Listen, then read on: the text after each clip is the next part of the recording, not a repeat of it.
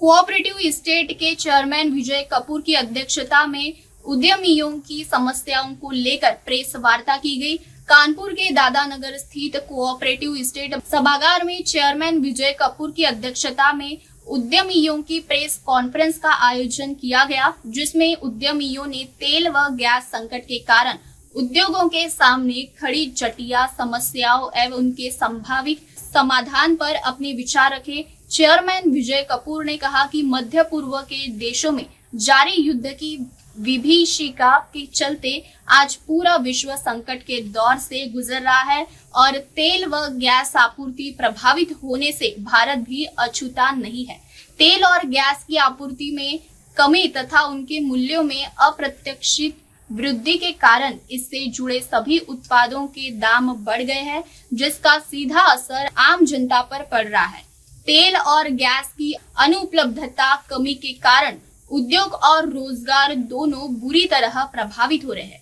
उद्योगों को न तो पर्याप्त एलपीजी गैस मिल रही है और न ही आवश्यक मटेरियल की उपलब्धता हो पा रही है, जिसके परिणाम स्वरूप लगभग 50% फैक्ट्रियां बंद हो चुकी है, 30% बंदी के कगार पर है और शेष 20% फैक्ट्रियां मात्र 70 से 80% उत्पादन क्षमता पर चल रही है।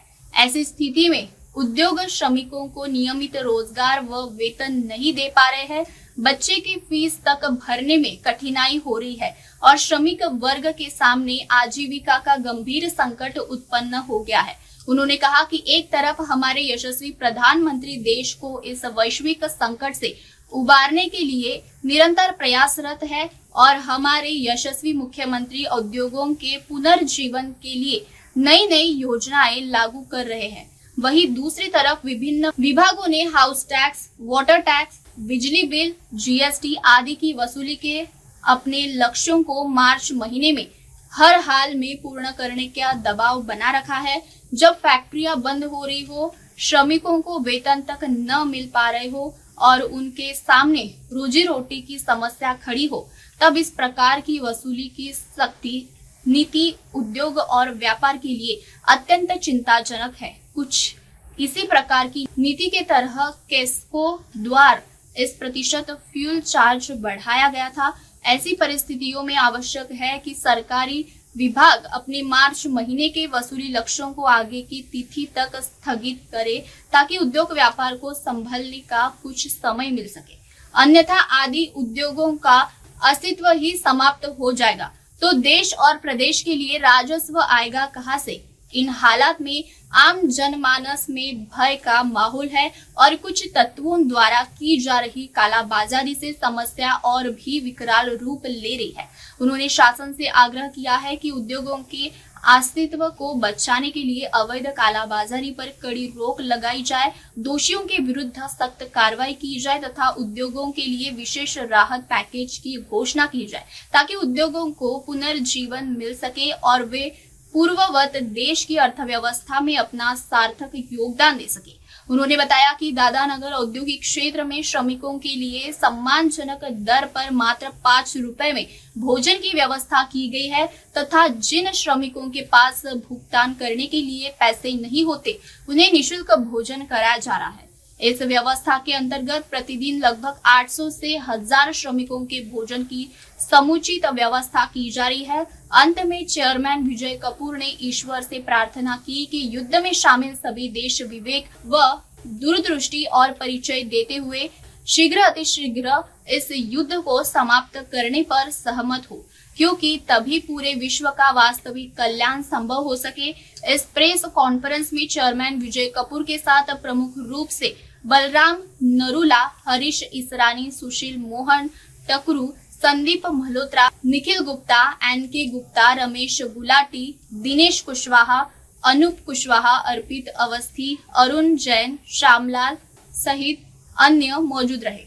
स्थिति से गुजर रहे हैं। हमारी 50% फैक्ट्रियां बंद हो चुकी हैं, 30% फैक्ट्रियां बंदी की कगार पर हैं और 15 से 20% फैक्ट्रियां जो है अपनी 70 से 80% गति से चल रही हैं। हमारा सरकार से अनुरोध है कि सब तरह की वसूली जब तक इस युद्ध की जो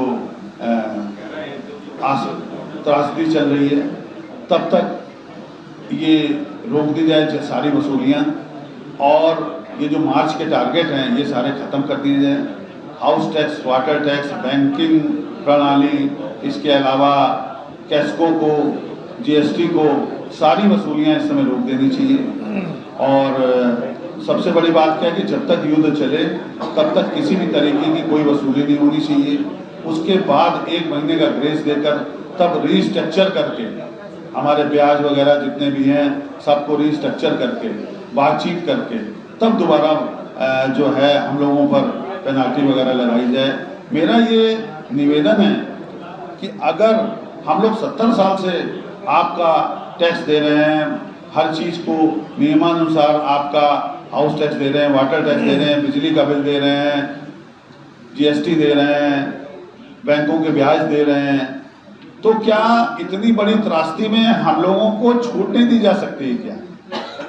अगर हम लोगों को आप छूट नहीं देंगे तो हम लोगों की फैक्ट्रियां बंद हो जाएंगी। तो आप आगे टैक्स लेंगे किससे? अगर एसएमई सेक्टर बंद हो जाएगा तो देश के 70% लोगों का नुकसान होगा। सबसे बड़ी बात है कि हम लोग तो चलो कहीं नौकरी वोकरी कर लेंगे या कहीं ना कहीं छोटा मोटा व्यवसाय कर लेंगे, हमारा मजदूर कहाँ जाएगा? वो अपने बच्चों को लेके कहाँ जाएगा? वो भूखों मरेगा। तो मेरा अनुरोध है कि हमारे मजदूरों को, कामगारों को देखते हुए, हमारे उद्यमियों को देखते हुए, छोटे हमारे व्यापारियों को देखते हुए सबसे इस समय राहत का कोई ना कोई पैकेज दें और सारी वसूलियां स्थगित करा दें जब तक युद्ध चल रहा है, और उसके बाद रीस्ट्रक्चर कर दोबारा चालू कराई जाए। ये मैं अनुरोध करता हूँ सरकार से, वित्त मंत्री जी से और अपने मुख्यमंत्री जी से जारी करे, उस पर सख्त एक्शन होना चाहिए। और उसको पहले आपको याद होगा कि वो 3/5 में जब बंद हो जाते थे लोग, वैसी एक कोई धारा होनी चाहिए जिसकी जमानत नहीं होनी चाहिए। अनुरोध है कि इस समय क्या वैसे भी विदेशी मुद्रा बचाने के लिए 12वीं तक के बच्चों को साइकिल आवश्यक कर देनी चाहिए, जरूरी कर देनी चाहिए, 50% सब्सिडी, और उस पर साइकिल पर 50% सब्सिडी भी देनी चाहिए। तो मेरा उससे क्या होगा, पूरे देश में जो हम लोगों का डीजल लग रहा है, पेट्रोल लग रहा है, तो इसका 30% की बचत आएगी। इसमें 30% की बचत और 30% विदेशी मुद्रा बचेगी। तो हम लोग आत्मनिर्भर की ओर भी चलेंगे, तो बच्चों की सेहत बनेगी, एक्सीडेंटों में कमी आएगी, बच्चे एक से दिखेंगे। जब स्कूल के सारे बच्चे, अगर स्कूल में 1200 बच्चे पढ़ते हैं, 1200 बच्चे साइकिल से आएंगे, कोई कार से नहीं आएगा, कोई स्कूटर से नहीं आएगा, कोई मोटरसाइकिल से नहीं आएगा, तो सारे बच्चे एक से दिखेंगे, समानता दिखेगी, देश का विकास होगा। जब बच्चे एक से रहेंगे, किसी बच्चे में ये भेदभाव नहीं आएगा कि मैं बड़ा हूँ छोटा हूँ, तो इस देश का विकास होगा। आपने देखा होगा, मैंने अभी एक नीदरलैंड की मैं पिक्चर देख रहा था, तो वहां जज साहब आए, तो वो भी साइकिल से आए, और उसके बगल में वकील साहब आए, वो भी साइकिल से आए, जो बड़े वकील साहब। तो मैंने एक संसद देखी, संसद में जो जितने भी वो आ रहे थे, क्या नाम है, एमपी, वो भी साइकिल से आ रहे थे। तो ये कोई गलत बात नहीं है कि अगर साइकिल से आए हैं तो वो नीचे हो जाएंगे। साइकिल से आने वाला और बड़ा दिखाई देगा, या हम आपको वो बड़प्पन दिखाए तो उसको हम लोग स्वागत करेंगे, पूरे देश की जनता उसका स्वागत करेगी। कानपुर से स्वप्निल तिवारी की रिपोर्ट। आइए बढ़ते हैं अगली खबर की ओर।